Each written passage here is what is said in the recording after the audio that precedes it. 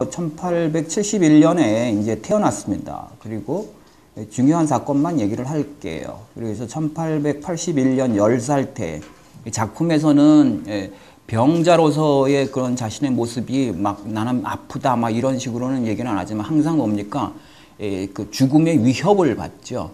그래가지고 그 마들렌 체험 같은 이전에도 오늘도 우울한 하루를 보내고 그리고 내일을 바라봐도 희망이 없을 때 그런 산책에서 내가 돌아왔을 때 어느 겨울날 엄마가 뭡니까 차를 마시고 그 다음에 뭐 빵을 먹어라 말해서 차를 줬다 뭐 이 얘기예요. 중요한 건 마들렌 체험이라고 하는 거를 우리가 생각을 할 때 거기서 뭐 환희의 기억이다 이런 것도 굉장히 중요하지만 그 배경에 있습니다. 배경 그것은 뭐냐면 죽음의 위협이에요.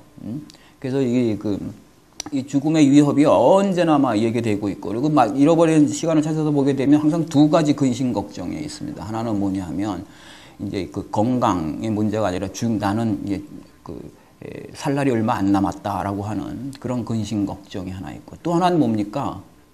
나는 글을 쓸 수 있을까라고 하는 것. 그거지요. 나는 언제나 글을 쓸까. 그래서 마지막에 보면 뭡니까? 그 많은 걸 써놓고 나서는 우리는 기껏 고생하면서 읽었더니 나중에 가가지고 이제 글 쓸 수 있겠다. 이제 소설 다시 쓸 수 있을 것 같아. 그러죠. 근데 시간이 남아있을까? 이러고 말죠. 나중에 보면 독자들이 아무것도 모르고 읽으면 나중에는 뭡니까? 완전 습작을 읽었구나. 쏘갔어. 그러면 아나톨 프랑스가 이렇게 얘기했습니다. 인생은 짧고 프루스트는 길다. 그래서 인생은 짧고 프루스트는 길다 이랬는데 그건 맞아요. 정말 그 꼼꼼하게 읽으려면 굉장히 많은 시간을 이제 필요로 하는데요. 어쨌든 간에 이 근심 걱정의 그 이유 중에 하나가 바로 보면 이제 10살 때 그 이제 천식이 이제 발작이 됐으니까 그래서 마지막에도 질식사 있죠. 그래서 이제 끊임없이 그렇게 됐습니다. 아버지가 굉장히 유명한 위생학 교수이고 프랑스 그 의학사에서는 남아 있습니다. 그래서 그럼에도 불구하고 이 천식이라는 게 뭔지 그래서 그걸 고치지 못했던 모양이에요. 이제 중요한 건 꽁브레이라고 여기 장소가 나오는데 파리에 살던 이 가족이 이제 그 여름마다 이제 휴가를 바캉스를 가는 데가 이 꽁브레이라고 이제 나오는데 사실 꽁브레이는 뭐냐 하면 일리히라고 하는 그런 마을입니다. 이거는 레오니 고모가 살던 시니까 아버지의 그러니까 누나지요. 아버지의 누나, 아버지의 그 큰 누나가 거기에 이제 살고 있는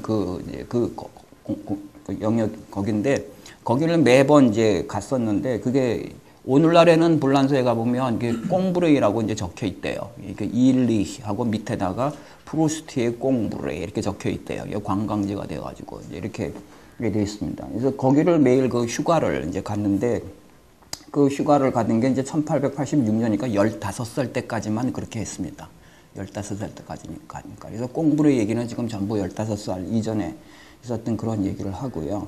그리고 또 이제 그 몸이 약해가지고 뭐 학교를 이렇게 제대로 다니거나 이런 일이 힘들었는지 또 한편으로는 요즘도 뭐 있는 집에서는 이 애들 잘 기르려고 이제 뭐 사립학교 보내고 그런 것처럼 이제 그 학교보다도 이제 그 가정교사를 가지고 공부를 많이 했습니다. 아버지가 굉장히 부자였었어요. 의사, 그때도 뭐 의사는 돈이 많았는지 어쨌든 간에 그래가지고 부자였기 때문에 그렇고요. 그래서 그렇게 하다가 중요한 것 중에 하나가 뭐냐면 1888년이면 그러니까 17, 8 사춘기, 청년기로 넘어가던 그 시기에 성적 정체성이 생기는 그때죠. 바로 그때 자기가 이제 호모섹수얼리티에 경향성이 있다라는 거를 이제 알게 되지요. 그래가지고 친구한테 집요하게 이제 저걸 하고 그러면서 어떻게 보면 잃어버린 시간을 찾아서라고 하는 것. 19세기가 뭡니까? 아주 전통적인 도덕, 가부장제와 도덕의식으로 가득 차 있었던 경건주의, 이런 거 한편으로는 자본주의화가 이루어지면서도 또 한편으로는 전통적인 어떤 경건주의나 아니면 종교성 같은 것들이 말해 시민 도덕으로 그대로 옮겨와 가지고 이제 그 세력을 발휘하고 있던 시대이기 때문에 그때 성적인 문제, 그러니까 동성애 문제라고 하는 거는 입 밖에 낼 수도 없는 문제였고, 그래서 그 잃어버린 시간을 찾아서라고 하는 작품을 사실 이런 성적 정체성의 문제로, 그래서 만일 글쓰기가 끊임없이 무엇인가를 숨기기다라고 하는 전제에서 출발이 되면, 그 의도적으로 숨긴다는 것보다는 무의식적으로 숨긴다라고 보면 뭘 숨길까라고 보게 되면, 사실 프루스트 이 책은 끊임없이 성적 정체성이라고 하는 것, 동성애적 어떤 그런 상상력이라고 하는 것을 문학적으로 숨기기 위한 글쓰기다라는 거죠. 물론 거기에 보게 되면 이제 샤를리스라고, 어쩌면 이 작품 중에서 제일 멋있는 인간 중에 하나인데, 이 그 샤를리스의 그런 그가 근본적으로 이제 그 동성애 문제를 대신 얘기하고 있죠. 근데 그것은 바로 다름 아닌 이제 프루스트의 문제라고 볼 수 있고요.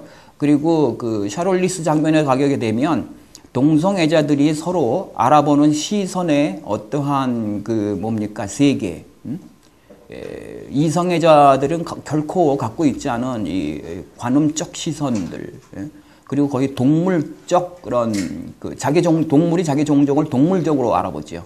그런 그 동물적 그 알아보기의 시선, 그리고 더 재미있는 것은 뭐냐면 그들만이 서로 자기들이 같은 종족이라고 하는 것을 알았기 때문에 이후에 나오고 있는 그 언어 유희, 이것은 소위 뭡니까? 이성애라고 하는 그런 그 시스템 속에서는 결코 통용되지 않는 하나의 말하자면 기호유희입니다. 어쩌면 프루스트의 글쓰기가 다름 아니라 이런 동성애적인 그런 기호유희를 그대로 무의식적 무슨 무의도적 뭐 기억이니 어쩌니 그러면서 사실 그 글쓰기를 하고 있다고도 볼 수가 있어요. 그래서 그 우리가 정신분석학적인 측면에서 들어가서 얘기를 한다면 그런 측면들이 있고요.